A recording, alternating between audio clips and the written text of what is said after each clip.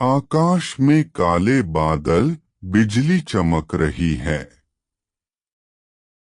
चारों तरफ से दैत्यों की सेनाएं अवध नगरी पर टूट पड़ी हैं।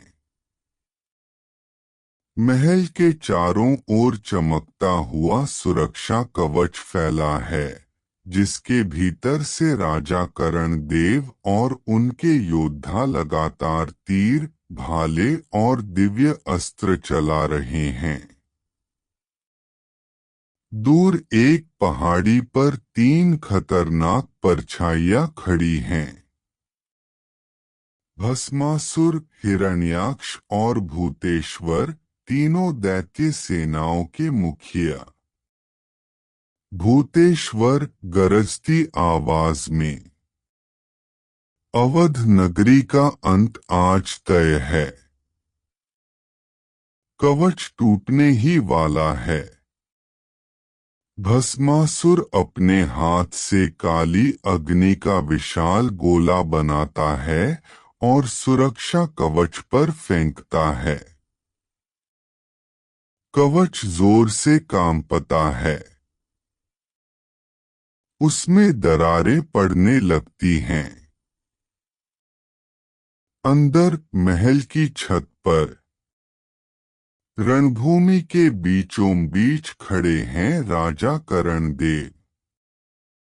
उनके शरीर पर कई घाव हैं, कवच टूटा हुआ है, लेकिन आंखों में अब भी ज्वाला है।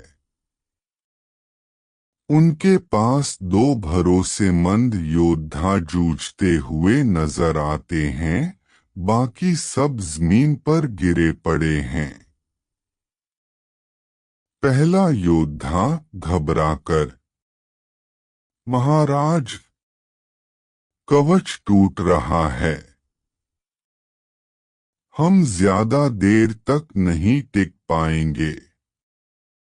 दूसरा योद्धा, दैत्यों की सेना बढ़ती जा रही है, हमें पीछे हटना होगा। करण देव एक पल के लिए रणभूमि को देखते हैं, फिर भीतर जाते हुए गहरे हॉल की ओर दौड़ पड़ते हैं। उनके पीछे उनके 2 भरोसेमंद योद्धा। गुप्त दरवाजा। अंदर महल का प्राचीन कक्ष। दीवारों पर पुरानी लिपि, बीच में एक गोल निशान वाला पत्थर का फर्श। करण देव भारी सांस लेते हुए उस निशान पर अपना हाथ रखते हैं। फर्श पर चमकती रेखाएं दौड़ती हैं और एक शक्तिशाली गुप्त द्वार खुलने लगता है, घूमती हुई रोशनी का चक्र। करण देव कड़े स्वर में, सब लोग पीछे हटो। अब से युद्ध मैं अकेला लड़ूंगा। तुम सबको बचाकर रखना मेरी जिम्मेदारी है। पहला योद्धा, मगर महाराज, आपको अकेला छोड़कर हम। करण देव ऊंची आवाज में, ये आदेश है। तुम सब इस दरवाजे के अंदर चले जाओ। दूसरी तरफ एक नया ग्रह है, पूर्वज लो। वहां तुम्हें हमारे पूर्वज और गुरुजी मिलेंगे। कक्ष के भीतर पहले से मौजूद रानियां, परिवार के सदस्य, कुछ बच्चे और भरोसेमंद योद्धा घबराए हुए खड़े हैं। करण देव अपनी कमर से एक चमकता हुआ स्टोन निकालते हैं, हल्की सुनहरी रोशनी से चमकता हुआ। करण देव पत्नी से, सुनो, यह स्टोन तुम गुरुजी को देना। अगर तुम बिना इस स्टोन के उनके पास पहुंची तो वो तुम्हें दैत्य समझकर बंदी बना लेंगे। इस पत्थर को देखते ही उन्हें समझ आ जाएगा कि करण देव संकट में हैं और तुम सब अपने ही लोग हो। रानी आंसू भरी आंखों से पत्थर लेती है। फिर करण देव एक और चमकदार सूर्यवंशी सुरक्षा कवच उठाते हैं और अपने पुत्र अर्जुन देव के सामने घुटनों के बल बैठते हैं। करण देव, अर्जुन, यह कवच हमारे पूर्वजों से मिला है, सूर्यवंशी सुरक्षा कवच। आज से यह तुम्हारा है। इसे बहुत संभाल कर रखना। फिर वे दीवार के पास रखी हुई एक दिव्य तलवार उठाते हैं। उसमें बिजली की चिंगारियां नाच रही हैं। करण देव, और यह मेरे पिता सूर्य देव की दी हुई थंडर तलवार। एक दिन तुम इसे मुझसे भी बेहतर संभालोगे। अर्जुन देव की आंखों में डर भी है और गर्व भी। करण देव एक छोटा सा बक्सा खोलते हैं। उसमें एक शक्तिशाली स्टोन और 10 चमकदार स्क्रॉल रखे हैं जिन पर तिलिस्मी चिन्ह खुदे हैं।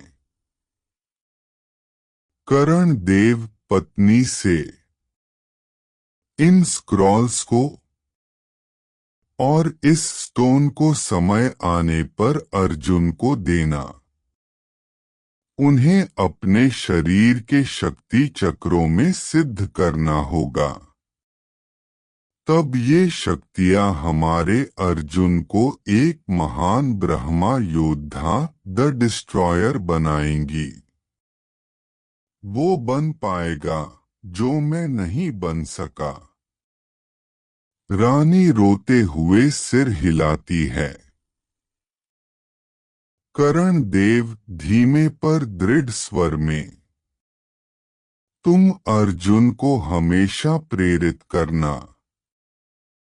उसे ढूंढना होगा अमर गुरु द्रोणा का आश्रम और उन्हीं से उसे अपनी शक्तियां नियंत्रित करना सीखनी होंगी। बाकी रास्ता अर्जुन को खुद मेहनत करके तय करना होगा। दूर से महल हिलने की आवाज आती है, दैत्यों का एक और हमला। कक्ष की दीवारें कांपने लगती हैं।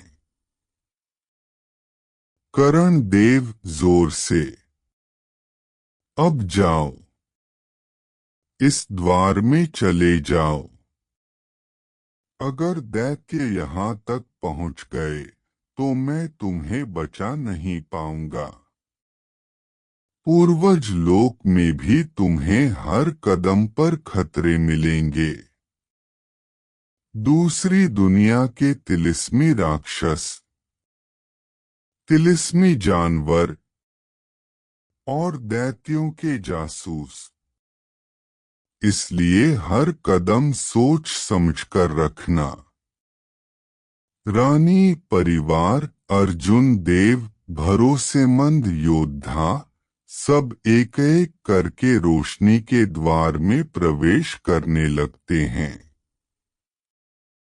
अर्जुन देव आखिरी बार पीछे मुड़कर अपने पिता को देखते हैं। अर्जुन देव रोते हुए, पिताश्री, आप भी चलिए ना। करण देव मुस्कुराकर, आंखों में नमी, आज नहीं पुत्र। जब तक तुम्हारी सांस चलती है, तुम्हारी ढाल बनकर खड़ा रहना मेरा धर्म है।